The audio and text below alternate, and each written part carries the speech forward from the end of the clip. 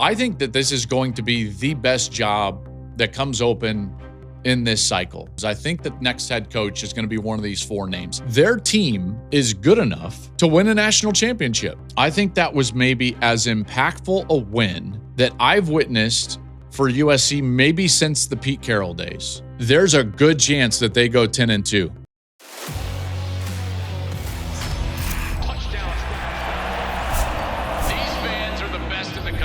A day like today is why we love college football.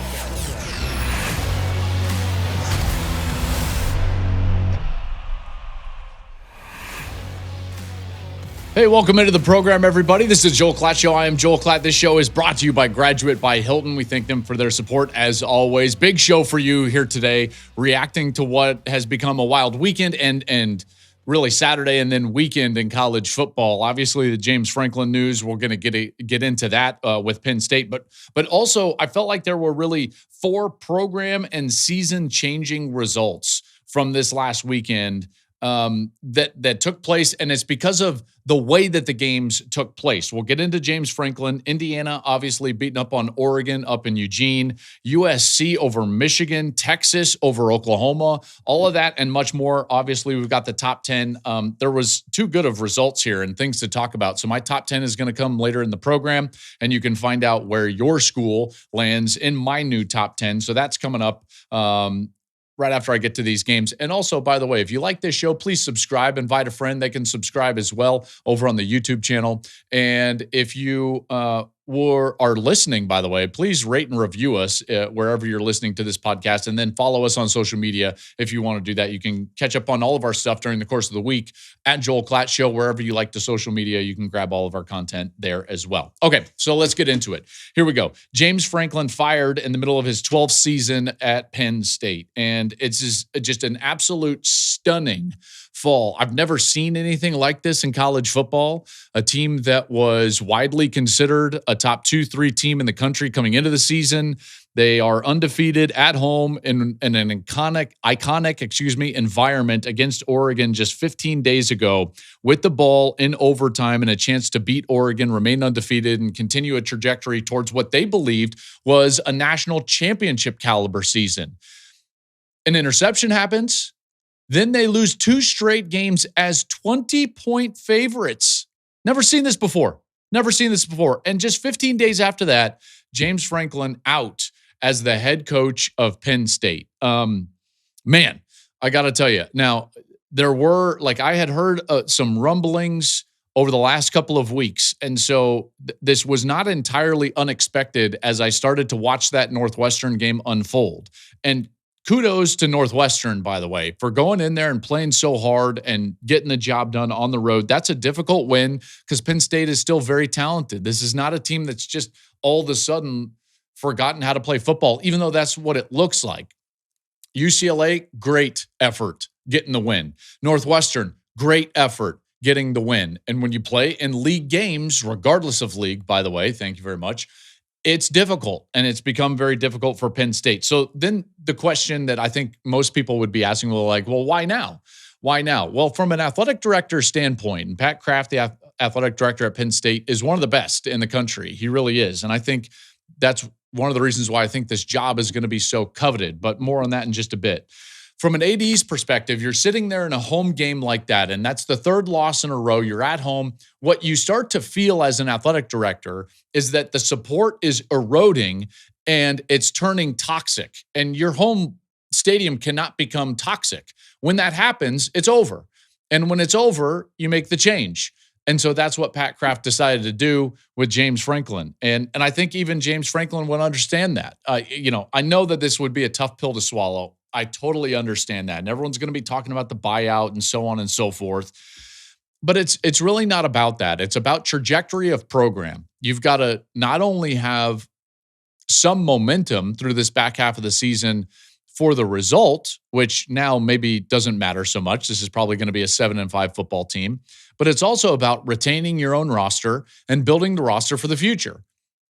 The recruiting class that they're trying to bring in, the potential transfer portal class that they're trying to bring in. So when you know it's over, what you don't want to do is just hang out in this purgatory type of place where are they or aren't they? What's going on? And that indecision leads to decommitments, even though they might still occur because a lot of those guys are committing to a coaching staff. But that's really the reason why. When your environment turns toxic, the timing of building a roster, that's why they do this now. Now, do I love that? No, I don't love that. I was not a fan of this when Texas Tech did it, even though I liked the Joey McGuire hire, and I don't like it now only because it's hard to be a student athlete. It's hard to be one of these players. And now, like, you're aimless. You're rudderless. Excuse me. And from my standpoint, I typically look after the players in that regard. Now, as far as the status of this job, I think that this is going to be the best job that comes open in this cycle. And I understand that there will be more. Obviously, we don't know what's going to happen at, let's say, Florida with Billy Napier after a loss again to Texas A&M. We don't know what's going to happen at Florida State as Mike Norvell takes what was an incredible start to the season with the win over Alabama, and now that's fading away, home loss against Pitt as an 11-point favorite. We don't know what's going to happen with Wisconsin. Obviously, it was a devastating end of the game against Michigan. They roll out there and get shut out last weekend. We don't know what's going to happen at those types of places. And yet, I don't care if those jobs open. To me, Penn State is the apple of the cycle. This is going to be the best job. And the reason is that the support is there. The athletic director is fantastic.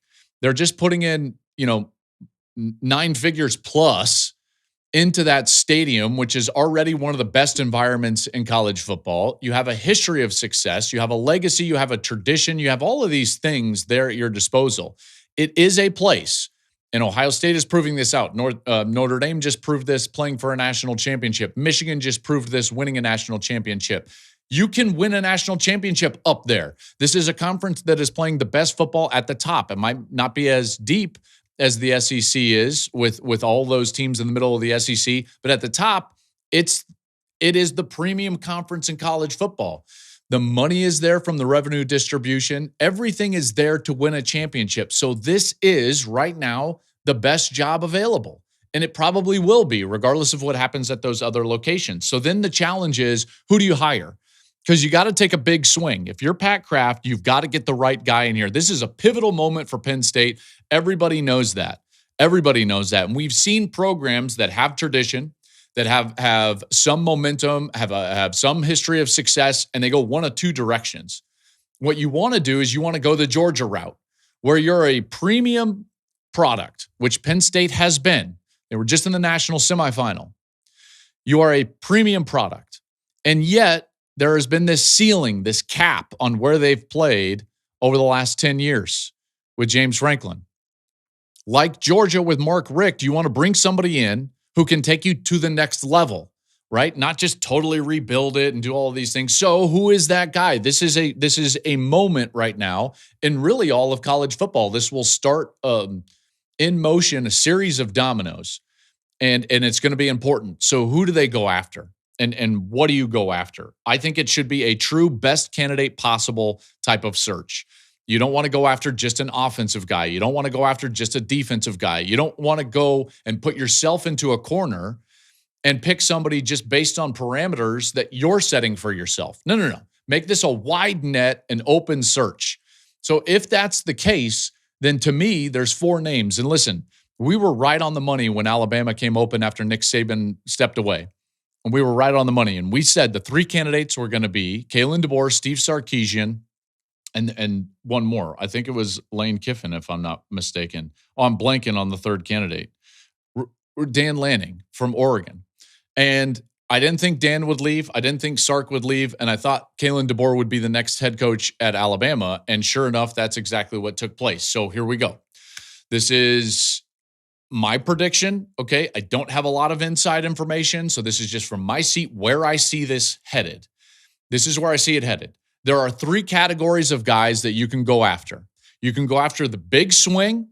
You can go after the guy that you think would fit best at your location, or you can go after the unproven non-head coach that you think has the ability to take you to the next level, right? That's the Dan Lanning-esque hire. The guy who understands and fits what you are is the Mike Elko style hire at Texas A&M, right? The big swing is obviously that's what USC has tried to do with a Lincoln Riley or even Kirby Smart at Georgia, even though he was a coordinator prior to that. So here's the three categories, and here's the guys that fit those categories. I got four names. I think that the next head coach is going to be one of these four names, I think.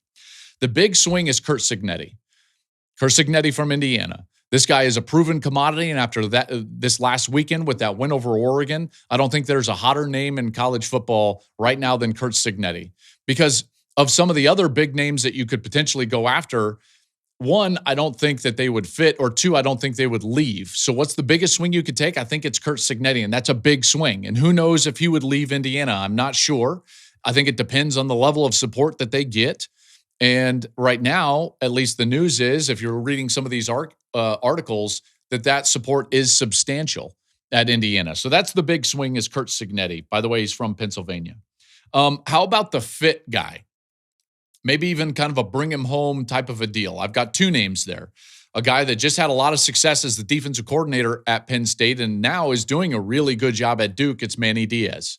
I think that Manny Diaz is going to get a call in this situation. Another one that has deep Penn State ties and is a very good coach and on a trajectory right now to maybe overachieve at a place that's been hard to win for 20 years, and that's Matt Rule at Nebraska. And obviously there's a relationship there. Matt obviously knows and is, in a lot of ways, Penn State. So I think that's going to be a call. And then the guy that's maybe under the radar, that's not a head coach right now, that has seen it, like a Dan Lanning, like a Kirby Smart. He's been around it. He knows what it takes. He just hasn't been a head coach yet, is Brian Hartline at Ohio State. And I know Buckeye fans are screaming right now for me bringing up that name.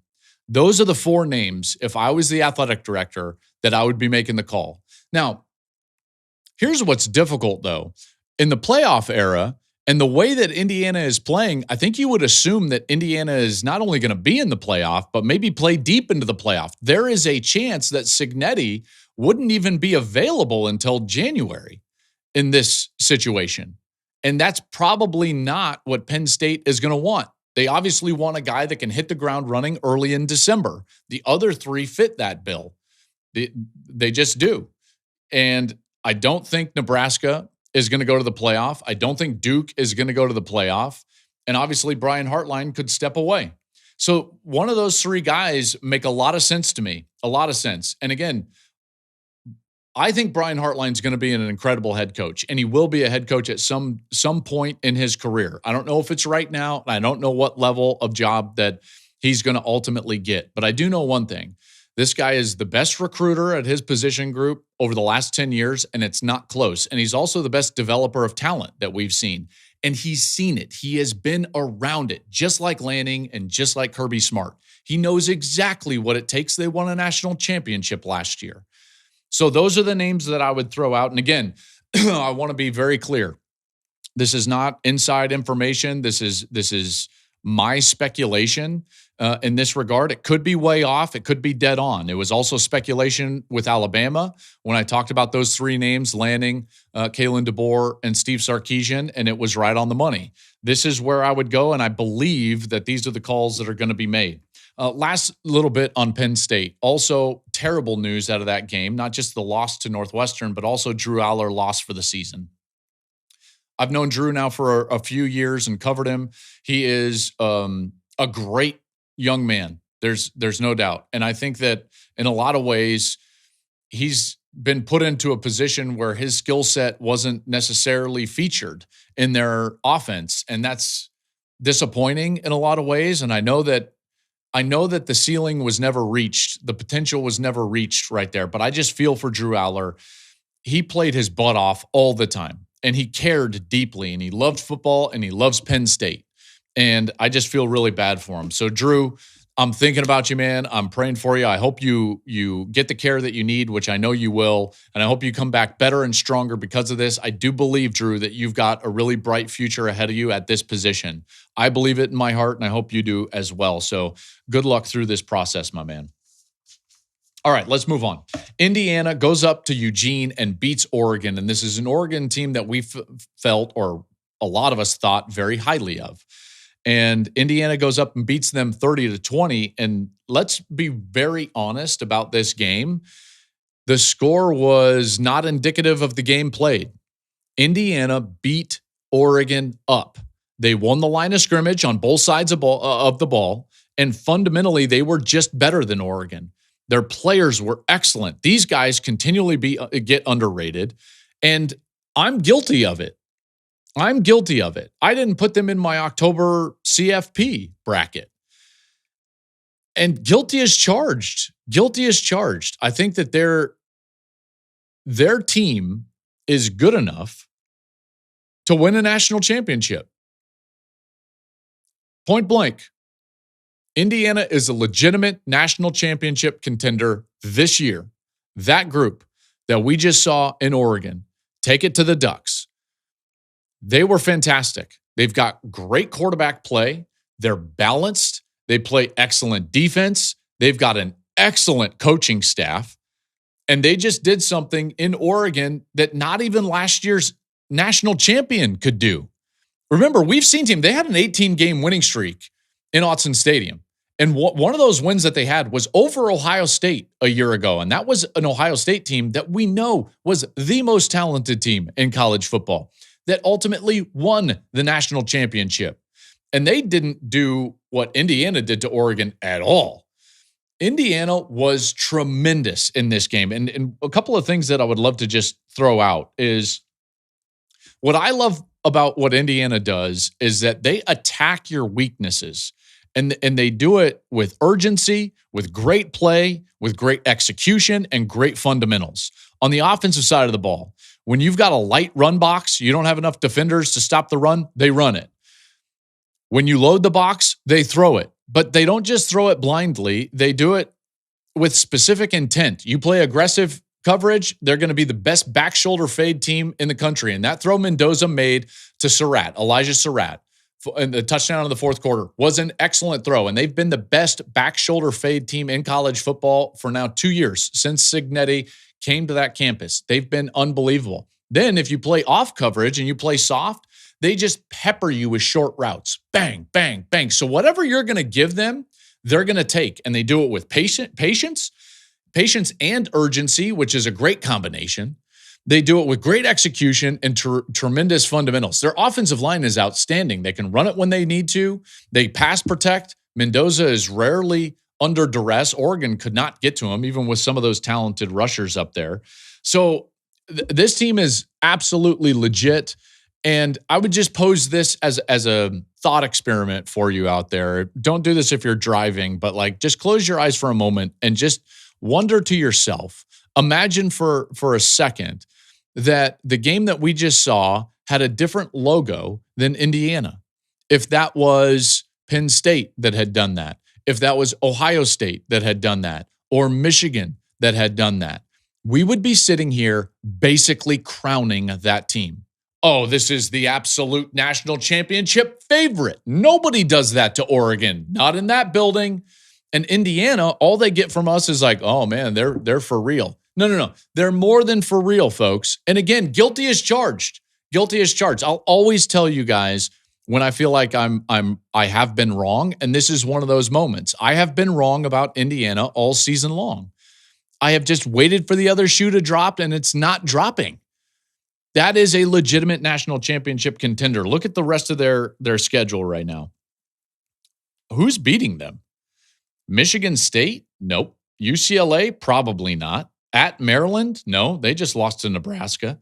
At Penn State? Not that Penn State team, and certainly not with a backup quarterback going in. Wisconsin? We know what's going on there. They might not win a game the rest of the year. And then at Purdue. Indiana, in all likelihood, unless something drastic happens, is going to be 12-0, playing in Indianapolis for the Big Ten championship and the right for the number one overall seed in the country in the college football playoff. We better wrap our heads around it because that performance was absolutely outstanding. Curt Cignetti has done a marvelous job, better than marvelous job, an outstanding job We have never seen in the history of our sport a turnaround this dramatic and this quick. We saw Bill Snyder build Kansas State from a doormat into a contender. We saw Bill McCartney do that at Colorado. We saw, Gary Barnett did that at Northwestern. But this is something very different. He's taking them to the top of college football in a year and a half. And what we saw last year with the struggles on the road against quality teams, we do not see that now, not after the dominant win over the Ducks on the road. Man, that was a huge statement, and congratulations to Indiana. Oregon, you just got to lick your wounds, get better, and move on. They've got a tougher schedule, obviously, moving on in the back half of their season than Indiana does. But from Oregon's standpoint, everything is still ahead of them. Now, they don't control their own destiny to get into the Big Ten championship game, but this is certainly still a playoff team. And stay tuned to the end of the program because you will find out where I have both Indiana and Oregon in my top 10 here after last weekend. All right, let's go to USC. I felt like that statement win for USC over Michigan. And listen, do we really know how good Michigan is? I don't know. I don't know how good Michigan is, but that felt different, didn't it? From a sustainability standpoint and a competitive standpoint at the top of their conference, I think that was maybe as impactful a win that I've witnessed for USC maybe since the Pete Carroll days. Now, they've had quality wins since Pete Carroll. I'm not saying that they haven't. And Lincoln Riley had a great year with Caleb Williams, and they had some big wins and even rushed for a lot of yards in some of those games. But this felt different, didn't it?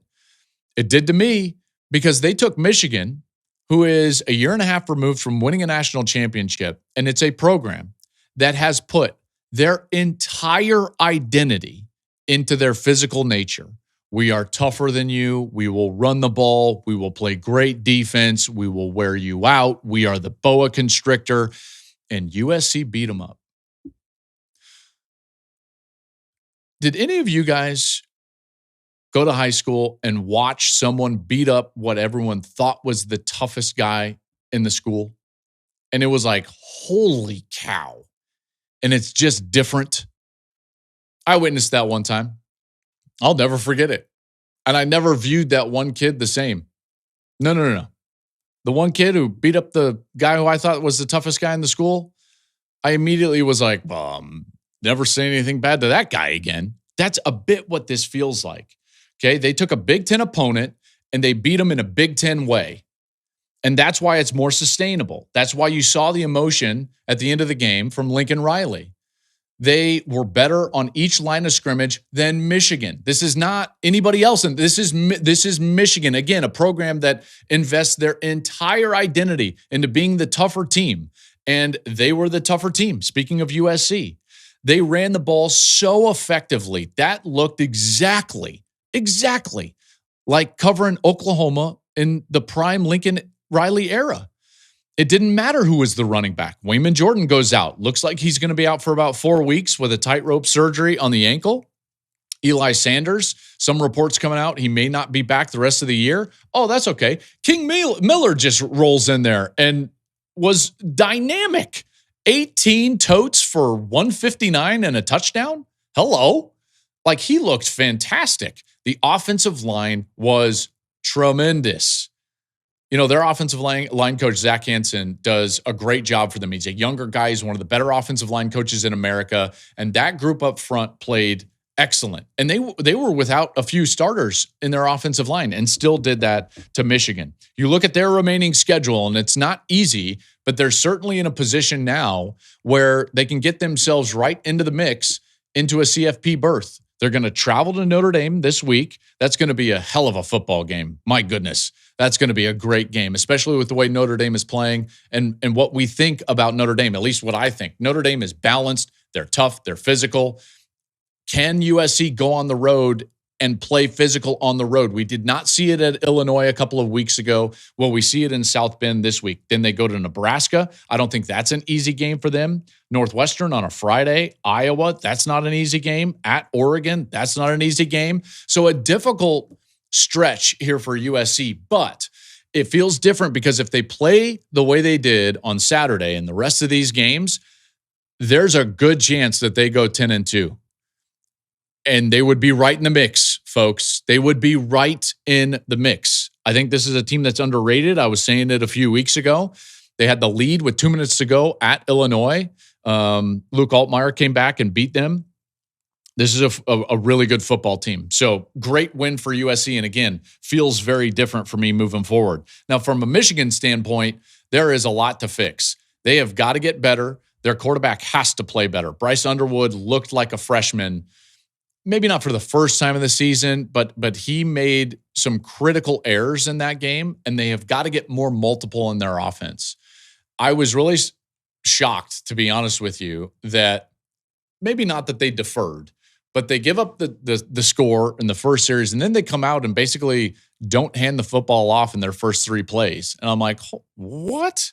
So I didn't love the offensive game plan early. Then they got back to the run game. They got the turnover, got back to the run game, made it a game, and it turned into something a little bit different. But they need to get back to that. They can run the football. We'll see if Justice Haynes is going to be available moving forward. But this is a team that needs to go back into their identity, take a look in the mirror, and say, like, why did we get beat up physically? What do we need to do on the defensive line to be better, to be able to put pressure on the quarterback, to be able to stop the run, because it needs to get better. Here's their remaining schedule, and it's much more manageable than maybe USC's. But they've got Washington this week. By the way, Gus, Ginny, and I will be in Ann Arbor. We'll be calling this game against Washington. This is a very underrated Washington team that put up 1 billion yards on Rutgers on Friday night. Devon Williams is a hell of a player. They've got to go to Michigan State. Michigan does. They've got Purdue, at Northwestern, at Maryland, and then Ohio State. So manageable, yes. Is there still a chance to get to Ohio State, hosting Ohio State, I should say, as a 9-2? Yeah, that's available to them, but they better fix some of these issues, and their quarterback has got to develop. He needs to develop touch, and he needs to develop the ability to be a passer and not just a thrower. We get it. Bryce Underwood can throw a fastball. He needs to develop as a passer in order for them to reach that potential. So that's Michigan moving forward. How about Texas back on track?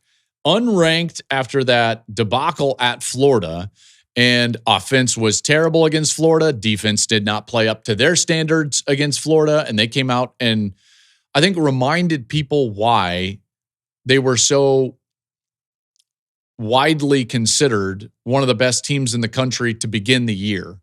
You know, that defense, I always felt like, and I talked about it the entire offseason, was one of the better defenses in the country, and they proved that on Saturday. That's a great defense. Not just a good defense, it's a great defense.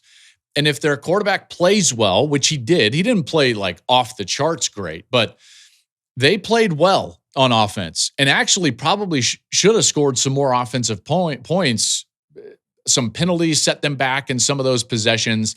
But rather than rehash the game, I would just tell you, like, Arch played his best game in a Texas uniform. Best game in a Texas uniform. And something that I would just hit on with Arch. He showed some life. And listen, we want greatness right away from Arch Manning. And the reality is, the greatness that we've seen in college football, now there are exceptions to this rule. And so I'm not saying that this is hard and fast. But what we have seen is that it has taken players time to become the player that they ultimately become in terms of a top-line quarterback in college football. It took Bo Nix a long time to reach that level. It took Baker Mayfield a while at Oklahoma.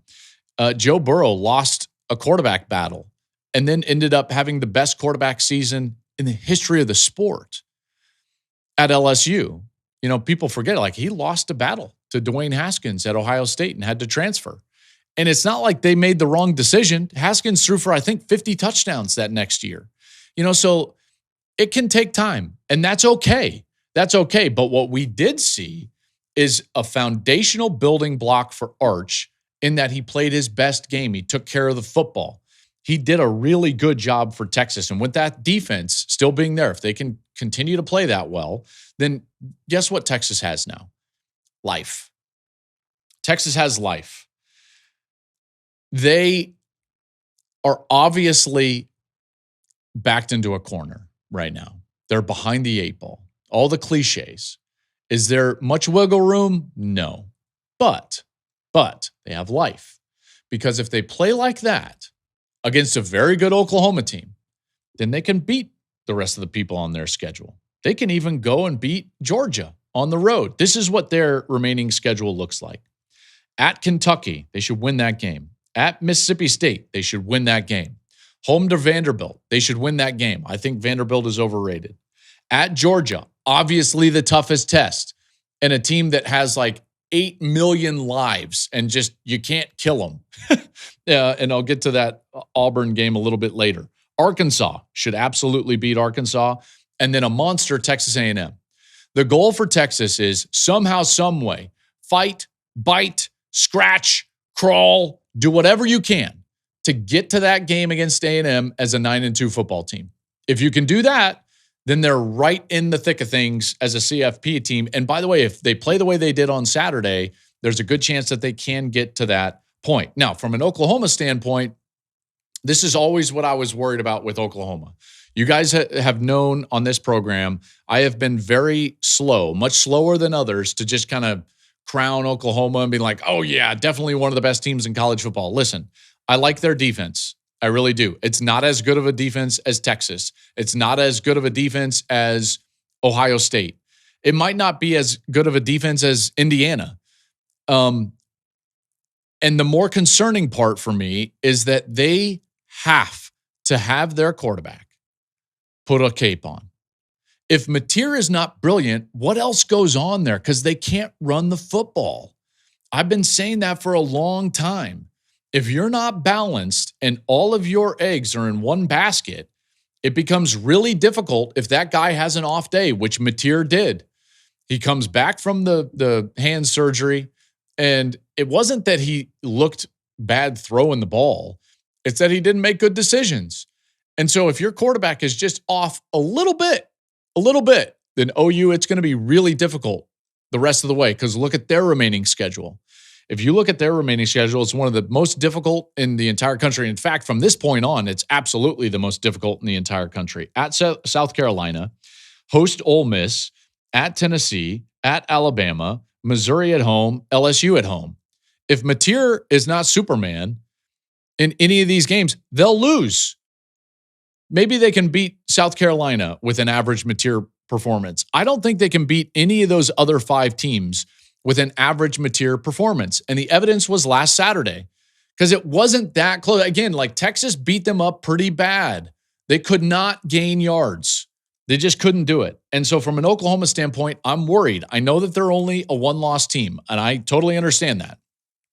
And you could be saying like, oh, we'll be fine, this and that.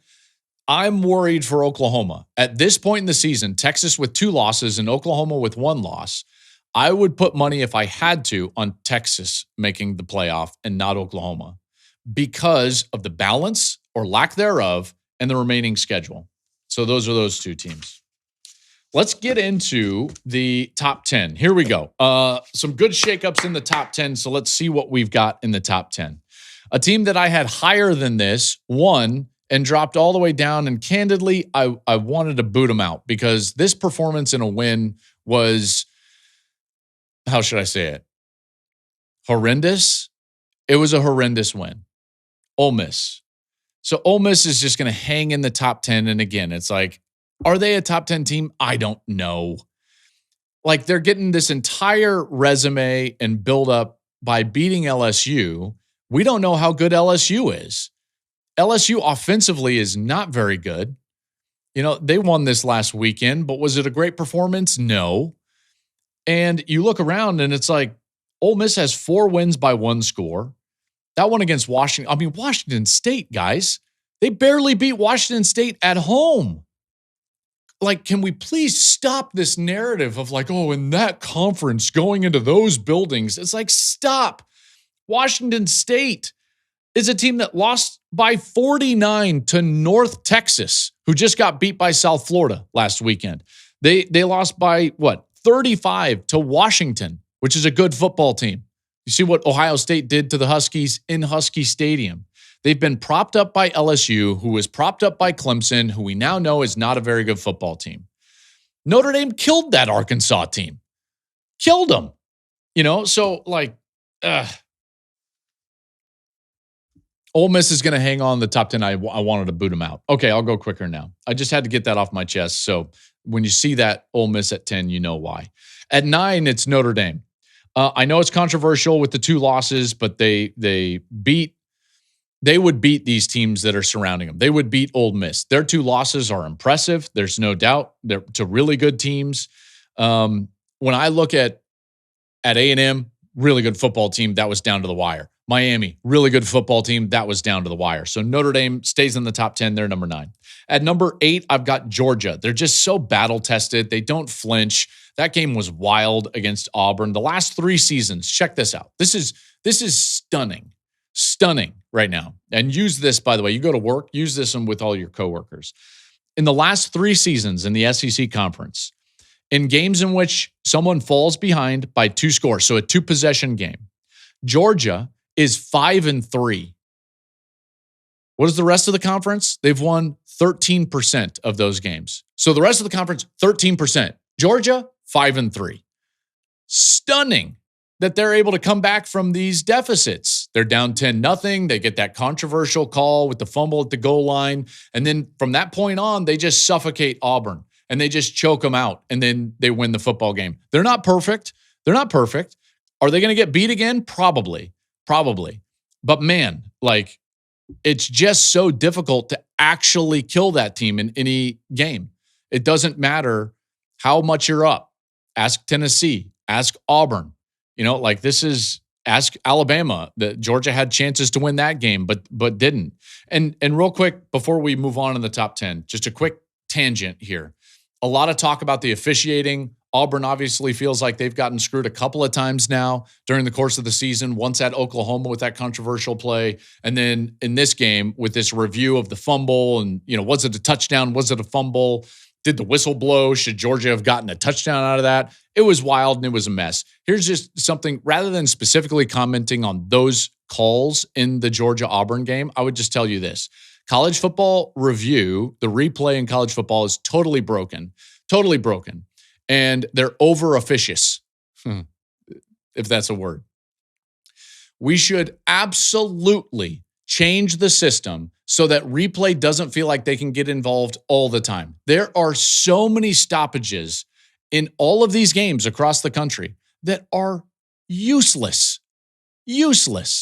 I can't tell you how many times you're either watching a game or I'm calling a game, and the first replay that television gives is the definitive look that the call on the field was correct, and they still stopped the game because it was close. Like, replay should be there to correct an egregious call. All right, now we can get involved. And oh, by the way, we're paying these coaches millions of dollars. Make them challenge the calls. Why can't we just run this like the NFL? And the other thing I would do is put a clock on it. You got 45 seconds to make the call with all your screens and all this stuff. I'm so sick and tired of seeing the lipstick camera, the security camera, and all these command centers. What are they doing? All these guys are huddling around. It's like, come on. Stopping the game for worthless things. And can we just put the challenge flag in the coach's pocket and make him challenge plays? That would be way better in college football. Now we move back into the top 10. Okay, so here's where we're at. We're at Ole Miss, Notre Dame, and Georgia. And then at number 7, I've got Oregon falling down to number 7. That was alarming, the way that they got beat up physically. Do I think they'll answer? Yes. I do think that they're going to answer because Dan Lanning is too good of a coach, and that's too good of a roster. All right, they will fix some of those problems. The offensive line has played better than that during the course of the season, even though now their non-conference schedule doesn't look great. Dante Moore has stepped back a little bit, but I do think that they're going to be just fine, and so I've got them at 7. At number 6, I've got Texas Tech. Texas Tech is a hell of a football team. Now, they had an injury, and it's not their quarterback injury that I'm actually worried about. Baron Morton went down. Will Hammond had to come into the ballgame. He didn't play as well in this ball game against Kansas in a win as he did when he went in against Utah in a game that Gus and Ginny and I called. The injury I'm more worried about is the fact that Skylar Gill-Howard, one of their really good transfer defensive linemen who was a key cog in that defense, he went down with an injury. He's a beast. He's one of the reasons why that defense has been so good, and that's an injury I'm a little bit worried about, but Texas Tech, clear favorite for me in the Big 12. Alabama is going to be at number 5. Good win over Missouri. And I know that I picked Missouri in this weekend's ball game, but here's what Alabama was able to do. Alabama was able to correct some weaknesses, and then in the second half of that game, they stopped the run really well.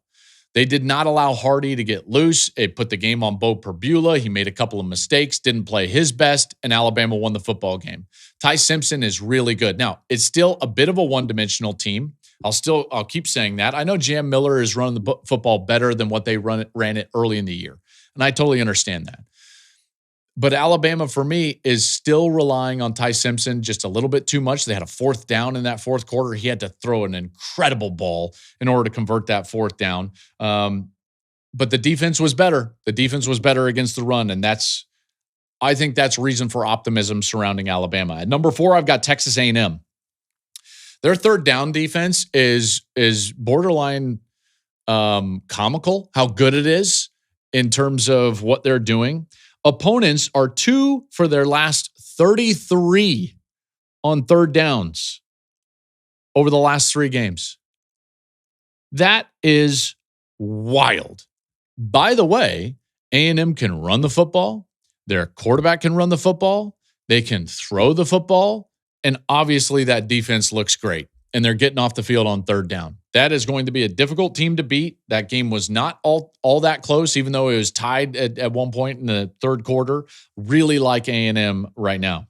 At number 3, I'm going to go with Miami. And I know Miami fans think that I've got something against Miami. I really don't. But at this point, here's how it plays out.